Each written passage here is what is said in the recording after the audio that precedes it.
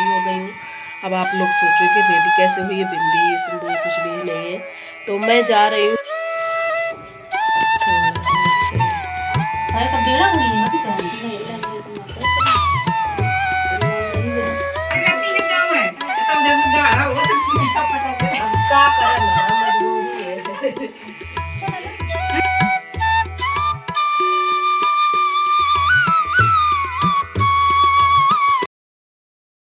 दोस्तों, राधे राधे, नमस्कार, good morning. कैसे हैं आप लोग? आशा करती हूँ कि आप लोग बहुत अच्छे होंगे। मैं भी बहुत अच्छी हूँ।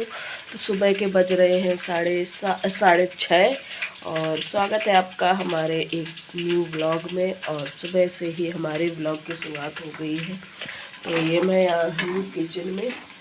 मैं उठी थी 6:45 बजे और वैसे काम हो गए हैं, झाड़ू लगा दी है। और उसके बाद फिर मैंने ये सब्ज़ी वगैरह काट ली है और अब जा रही हूँ सब्ज़ी बनाने। तो आलू मटर टमाटर की सब्ज़ी बनाऊँगी और रोटी बनाऊँगी, क्योंकि इनको जाना है ड्यूटी। सुबह की शिफ्ट हो गई है। तो चलिए फिर बनाते हैं खाना। तो यहाँ पे बन चुका है हमारा खाना पीना और ये चले गए हैं अपने ड्यूटी। और मैं शुरू कर दी हूँ काम जल्दी जल्दी। और बाबू का होमवर्क भी करवाना है और ये काम भी हो रहा है, क्योंकि यह हमें जाना है कहीं आज।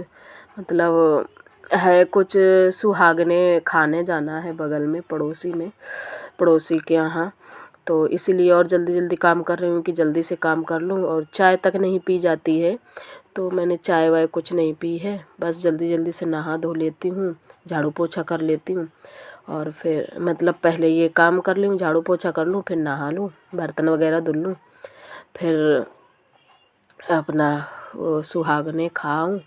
उसके बाद फिर आगे वाले काम बढ़ेंगे, यानी बाबू को जैसे नहलाना है, बिटिया को नहलाना है, कपड़े वगैरह वो बाद में ही काम हो गए। तो ये देखो हमारी साफ़ हो चुकी है चूल्हा, यानी साफ़ हो चुका है गैस चूल्हा। तो अब मैं ये पूरा स्लेब साफ़ कर देती हूँ। तो ये रोज़ी का काम होता है कि फैलाओ समेटो, फैलाओ समेटो।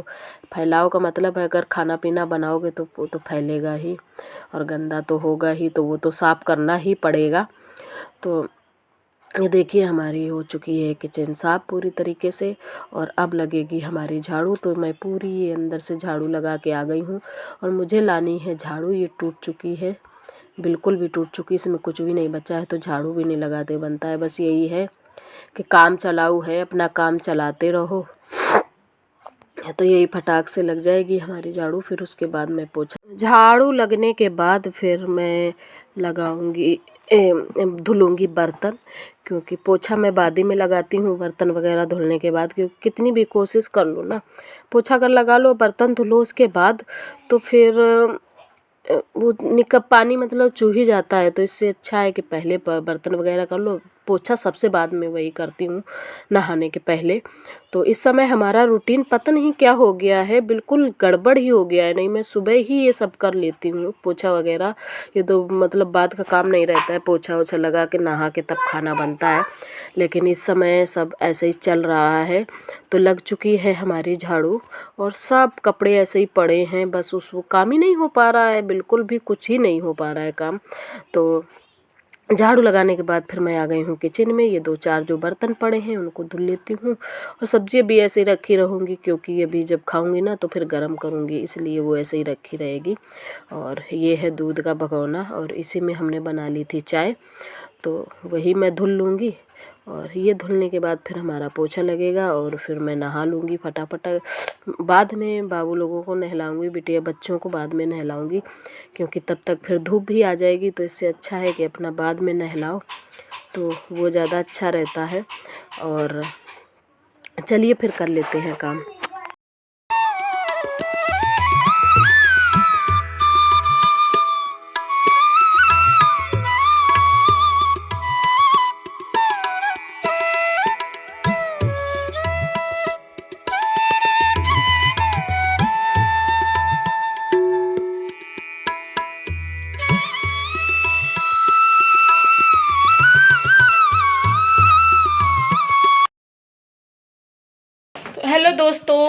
सुबह के बज गए हैं 10, हमारे सारे काम ख़त्म हो गए। मैं नहा धो के एकदम रेडी हो गई हूँ।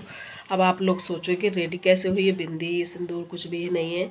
तो मैं जा रही हूँ बगल में सुहागने, मतलब जो सुहागने सकट खिलाई जाती है ना, वो मैं जा रही हूँ खाने, इसलिए ये इतना छोड़ दिया है, वहीं पे करूँगी क्योंकि प्रॉपर यही होता है ना। आप लोग नहीं मानते, चुप रहो चुप रहो, आप लोग नहीं मानते ना।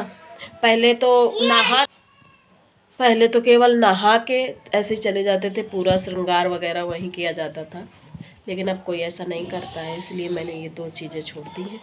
चलिए फिर चलते हैं, वहीं मिलते हैं। तो ये मैं आ गई हूँ यहाँ जहाँ पे सकट खिलाई जानी है, तो पूरी व्यवस्था हो गई है और 5 या 7 औरतें ऐसे ही खिलाई जाती हैं। तो 5 लोग हैं हम लोग।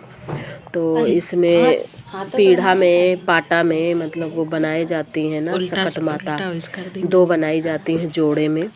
तो वही बनाई जा रही हैं घी से, और इसी में पूरा साज श्रृंगार पूरा चढ़ता है, जो भी मतलब पूजा की जाती है इसी में, और कथा भी होती है।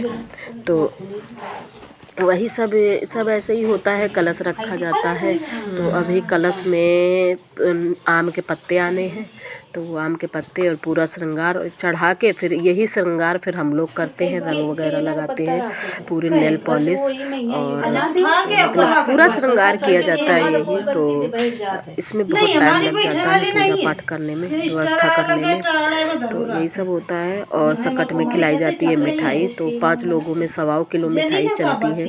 तो 1.25 किलो का मतलब हो गया 250-250 ग्राम मिठाई। और खाना इतना आसान नहीं होता है, एक ही बार में खानी होती है। तो वैसे खा लोगे, अगर कुछ वैसे खाया है खाली पेट, अगर कोई सोचे कि 250 ग्राम एक साथ मिठाई खा लो, तो वो नहीं हो पाता है।